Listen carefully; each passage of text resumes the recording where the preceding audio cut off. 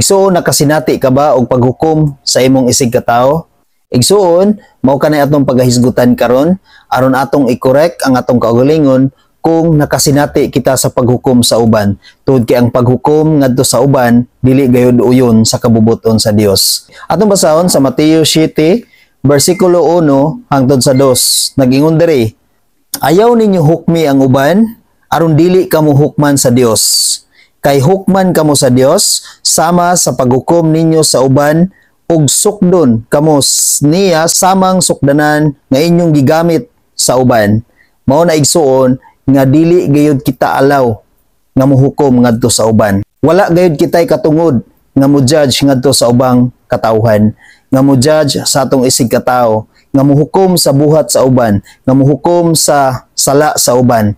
Tungod kay ang naay authority nga mohukom sa atong kinabuhi, ang naay katungod nga mohukom sa atong tagsa-tagsa ka binuhatan ini nga kalibutan, ang Dios lamang isuon. Walay lain nga mohukom sa atong kinabuhi, walay laing mohukom sa atong binuhatan, walay laing mohukom sa atong kaugalingon, kundili ang Dios lamang. Igsuon, gipahinumduman kita sa Dios nga kung maghukom kita sa atong isig katawo, hukman kita niya sumala sa atong paghukom ngadto sa uban, sa samang sukdanan nga imong gigamit ngadto sa uban. Maong igsuon, mao kanay atong bantayan sa atong kaugalingon nga dili gayud kita maghukom ngadto sa uban, dili gayud kita manghilabot sa kinabuhi sa uban. Tungod kay kung imong hilabtan ang kinabuhi sa uban, kung imong hukman ang kinabuhi sa uban, igsuon hukman ka sa Ginoo sama sa imong paghukom ngadto sa uban.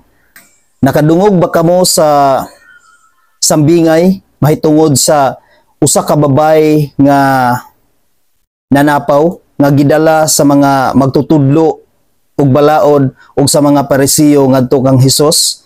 Ang ilang balaod nga kung ang usa ka tawo masakpan nga nakasala, ang usa ka tawo nga masakpan nga nanapaw, batuon kini hangtod mamatay. Ug ila kining gidala ni Hesus, ug miingon sila ni Hesus nga kining bayhana ilang nasakpan nga nanapaw.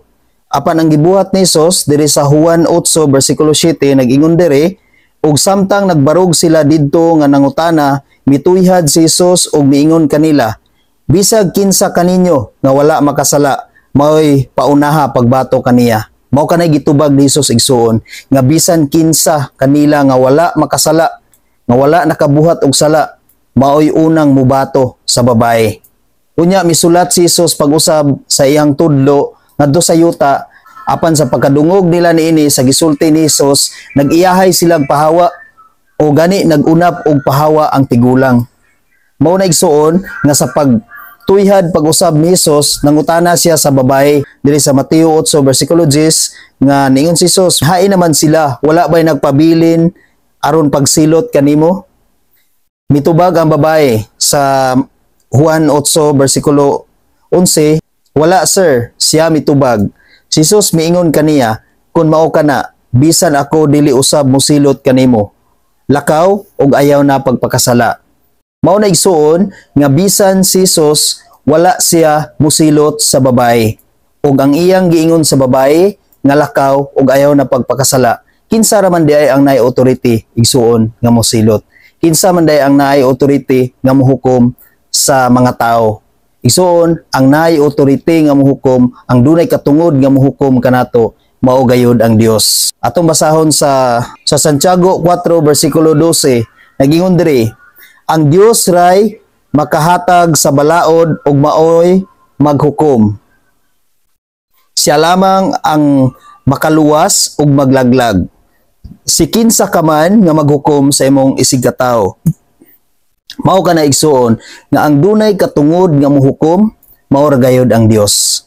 Ang dunay katungod nga muluwas, mao ra gayud ang Dios. Ang dunay katungod nga mulaglag, mao ra gayud ang Dios. Igsuon walay katungod ang tao nga mohukom, walay katungod ang tao nga mulaglag sa isig katawo, walay katungod ang tao nga mo daot sa isig katawo ug mohukom sa isig katawo. Tungod kay ang dunay katungod nga mohukom, mao ra gayud ang Dios.